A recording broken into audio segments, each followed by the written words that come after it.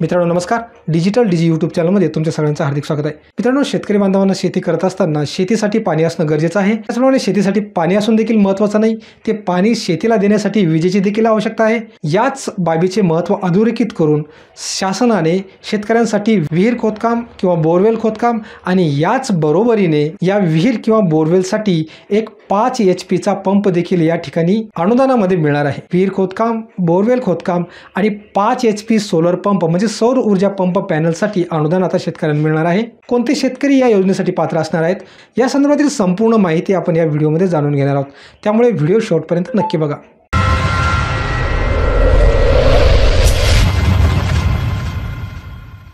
मित्रांनो, अशा प्रकारचा हा एक GR दिनांक 7 एप्रिल 2022 रोजी आलेला आहे.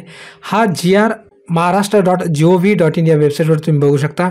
Borewell oblique dug well with solar pump 5 HP for irrigation of land given under FRA 2006 या योजनेच्या मार्गदर्शक सूचनांना मंजुरी देण्याबाबत हा शासन निर्णय या ठिकाणी काढण्यात आलेला आहे. वन हक्क कायद्याअंतर्गत वनपट्टी मिळालेल्या अनुसूचित जमातीच्या लाभार्थ्यांना शेतीला पाणी पुरवठा करण्याकरता विहिरीची निर्मिती करणे, वनपट्टे धारकांच्या शेतीस सोलार पंप बसवून त्यांच्या उत्पन्नात वाढ होण्याच्या दृष्टिकोनातून borewell oblique dug well with solar pump 5 HP for irrigation of land given under FRA 2006 ही सन 2015-16 मध्ये विशेष केंद्रीय सहाय्य अंतर्गत रुपये 1800 लक्ष किमतीची मंजुरी योजना राबविण्यासाठी दिनांक 26/8/2021 रोजीच्या शासन निर्णयासोबतचे परिशिष्ट 1 अन्वये देण्यात आलेल्या मार्गदर्शक सूचना अधिक्रमित करून सुधारित मार्गदर्शक सूचनांना सोबत जोडलेल्या परिशिष्ट क्रमांक 1 नुसार मंजुरी प्रदान करण्यात येत आहे.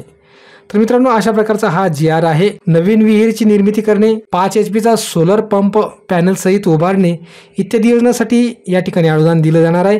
हे अनुदान कसं दिलं जाणार आहे याचं एक परिपत्रक या GR सोबत जोडण्यात आलेलं आहे. तुम्ही जर खाली स्क्रोल केलं तर या ठिकाणी बघू शकता. या ठिकाणी परिशिष्ट 1 आहे. या योजनेचं नाव जे आहे ते borewell oblique dug well with solar pump 5 HP for irrigation of land given under FRA 2006. त्यानंतर या योजनेचा जो हेतू आहे तो म्हणजे वन हक्क कायदा अंतर्गत वनपट्टी मिळालेल्या अनुसूचित जमातीच्या लाभार्थ्यांना शेतीच्या उत्पन्नात वाढ होण्याच्या दृष्टिकोनातून शेतीला पाणी पुरवठा करण्याकरता विहीर करणे व सोबतच सोलार पंप बसविणे.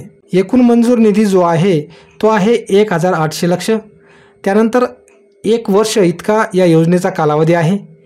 संपूर्ण महाराष्ट्र राज्यात ही योजना राबविली जाणार आहे आणि या योजनेतील जे लाभार्थी आहेत ते आयुक्त आदिवासी विकास नाशिक यांच्याकडून प्रकल्प कार्यालयनिहाय वनपट्टे वाटप झालेल्या प्रकल्पाअंतर्गत लक्षांक निश्चित करण्यात येतील. त्यानुसार लाभार्थी या ठिकाणी ठरविले जाणार आहे. आता या ठिकाणी अंदाजपत्रक तुम्ही बघू शकता. विहिरीसाठी 3 लाख रुपये आणि सोलर पंप पॅनलसाठी जो की 5 HP असेल त्यासाठी 3,25,000 एवढी अंदाजपत्रकीय रक्कम या ठिकाणी दिलेली आहे. या ठिकाणी सविस्तर माहिती तुम्ही वाचून घेऊ शकता.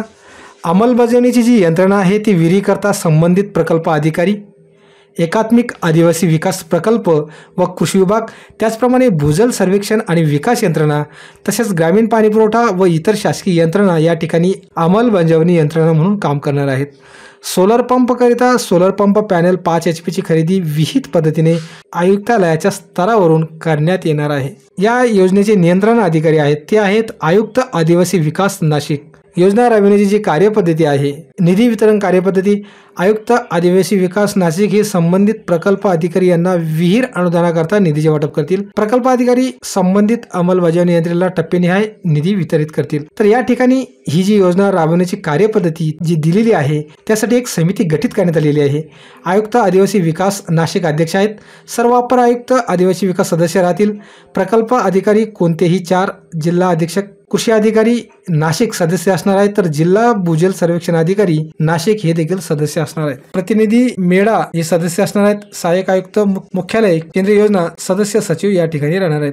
या ठिकाणी जर एक पॉईंट बघितला तर प्रकल्प अधिकारी हे स्थानिक वर्तमानपत्रात जाहिराती प्रसिद्ध करून लाभार्थ्याचे अर्ज प्राप्त करून घेतील. प्रकल्प कार्यालयामार्फत प्राप्त अर्जाची छाननी करण्यात येईल.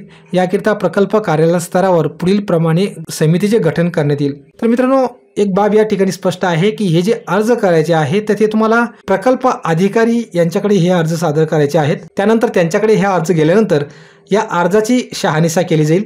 यासाठी एक समिती गठीत करण्यात आलेली आहे. त्या समितीचे अध्यक्ष प्रकल्प अधिकारी एकात्मिक आदिवासी विकास प्रकल्प राहणार आहेत. त्यानंतर सदस्य म्हणून वरिष्ठ भूवैज्ञानिक, भूजल सर्वेक्षण व विकास यंत्रणा हे देखील असणार आहेत. प्रकल्प कार्यालय क्षेत्राशी संबंधित कार्यकारी अभियंता महाराष्ट्र राज्य विद्युत मंडळ सदस्य असणार आहेत, सहाय्यक लेखाधिकारी सदस्य असणार आहेत, सहाय्यक प्रकल्प अधिकारी सदस्य सचिव असणार आहेत. छाननीअंती लक्षांकापेक्षा जास्त अर्ज प्राप्त असतील तर या ठिकाणी लॉटरी पद्धतीद्वारे पात्र लाभार्थ्याची अंतिम निवड करण्यात येईल. तर मित्रांनो, अशा पद्धतीने ही योजना या ठिकाणी राबविली जाणार आहे. मित्रांनो, व्हिडिओ आवडल्यास व्हिडिओस लाईक करा, शेअर करा आणि कमेंट्स करण्यास विसरू नका. धन्यवाद.